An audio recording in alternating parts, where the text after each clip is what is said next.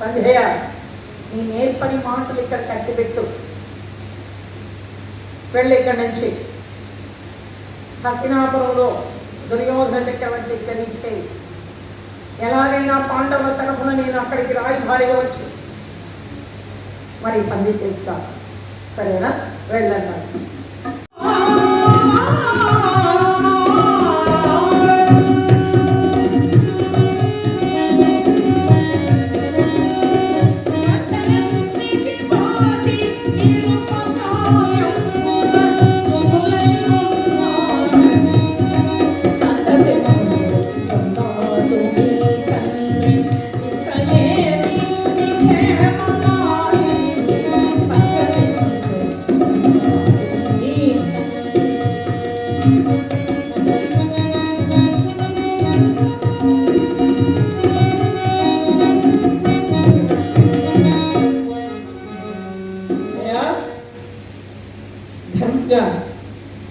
మీ పెదనాన్న గారు అనుకున్న ప్రకారముగా అరణ్యఘాతవాస దీక్షగా చేసి సుఖంగా ఉపప్లావ్య పట్టణము చేరారని చాలా ఆనందపడుతున్నారు.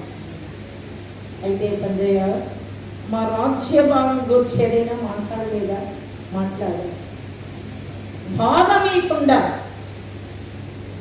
పాలసగలేదటన్న కోపమునా బంధుకోటి తెగదార్చిని తొలుకుండు ఇనుపటన్నా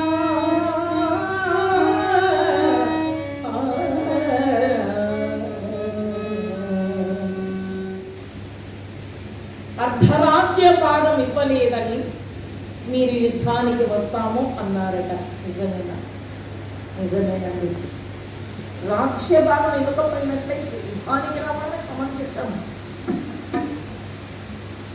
మీరు యుద్ధానికి వచ్చి ఏమి చేయగలరు?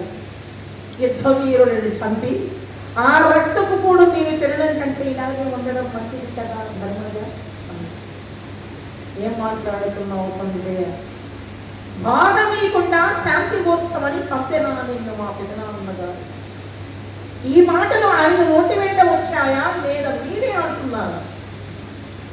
మా పెదనాన్న గారు నోటి వెంట వచ్చి ఉంటే వాళ్ళ బిడ్డలు మాత్రం భోగభాగ్యాలతో రాజ్యాన్ని పరిపాలించాలి, మేము మాత్రం ఇలా అరణ్యపాలు కావాలా? ఏం మాట్లాడుతున్నావు సంజయ? పరంధాముల వారు ఇక్కడే ఉన్నారయ్యా. ఆయన అంతా మొత్తం వింటున్నాడయ్యా, సర్వంతర్యామి. కాబట్టి ఒకవేళ యుద్ధము చేసిన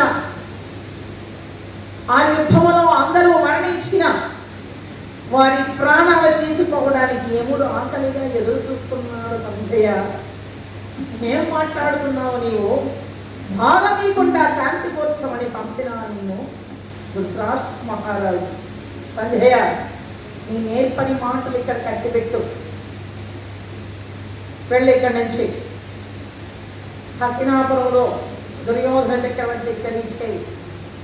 ఎలాగైనా పాండవుల తరఫున నేను అక్కడికి రాయబారిగా వచ్చి మరి సంధి చేస్తా. సరేనా? వెళ్ళండి. స్వామివారు చెప్పినంత అంతవరకు మరి వింటూనే ఉన్నాడు.